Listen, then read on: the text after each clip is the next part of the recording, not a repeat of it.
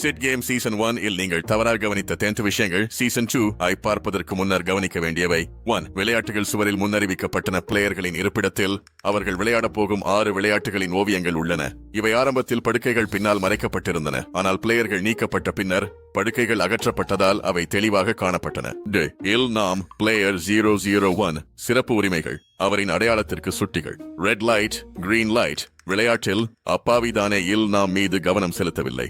அவர் தனது பத்திரமான உடல்நிலை எவையும் இல்லாமல் டக் ஆஃப் வரும் மற்றும் முத்துமணி விளையாட்டுகளில் ஆர்வமாக பங்கேற்றார். அவன் கலவரத்தின் கீழ் பாதிக்கப்படவில்லை மற்றும் விளையாட்டுகளின் முன்னறிவிப்பை போதுமானது போலவே தெரிந்துள்ளான்.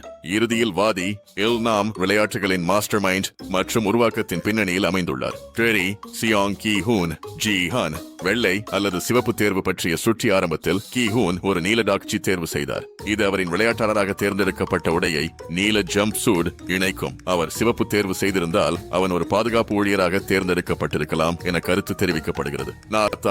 பாதுகாப்பு ஊழியர்களின் நிலைமைகள் பாதுகாப்பு ஊழியர்களின் முக கவசங்களில் உள்ள சின்னங்கள் வட்டம், கோணம், சதுரம் அவர்களது வேலையை குறிக்கின்றன.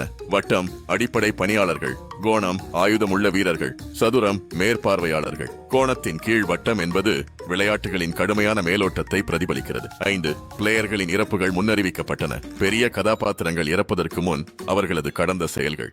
ஆலி முத்துமணியுடன் முறியடிக்கப்பட்டார். இது சங்குவின் மீது அவர் காட்டிய அண்டை மறுப்பை பிரதிபலிக்கின்றது. சைப் யோக கழுத்து காயத்தால் கொல்லப்படுகிறார். இது முன்பே அவர் ஒரு பரிசோதகர் கழுத்தை வெட்டுவதாக கூறியதை மறுபடியும் பிரதிபலிக்கின்றது.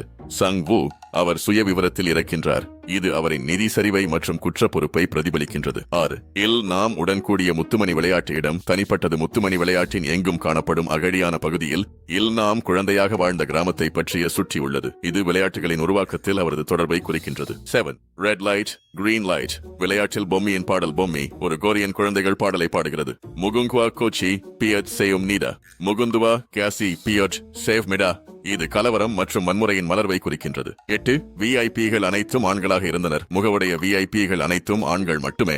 இது உலகளாவிய உயரியவர்கள் தங்கள் வாழ்வை தவிர்க்கும் மக்களின் மீது அடக்குவதையும் பெண் குழுக்கள் மற்றும் மக்களுக்கு மத்திய அமைப்பும் காட்டுகிறது. 9. கி ஹூன் மான் நிறம் பிரதிபலிப்பு. பரவலாக கி ஹூன் கடைசியில் தனது முடி சிவப்பு நிறத்தில் வைக்கின்றார். இது அவரது கோபம் மற்றும் புதிய பரிமாற்றத்தை வெளிப்படுத்துகிறது. 10. விளையாட்டு மாஸ்டரின் மறைமுக அடையாளம். பொறுப்பானவர் ஹுவாங் இன் ஹோ.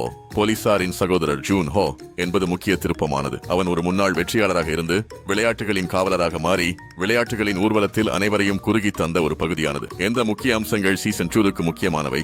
இந்த நுணுக்கமான விவரங்கள் கதைக்கு ஆழத்தை சேர்க்கின்றன மற்றும் பல்வேறு பரிமாணங்களை கடந்த சீசன் 2க்கு முன்னறிவிப்பாக இருக்கும். மேலும் கீஹூனின் அமைப்பு எதிர்ப்பு இல் நாம் பாரம்பரியமிருந்து அவரின் வழி மேலும் பொறுப்பானவர் மற்றும் விஐபிகளின் மர்மங்களை விளக்க வைக்கும்.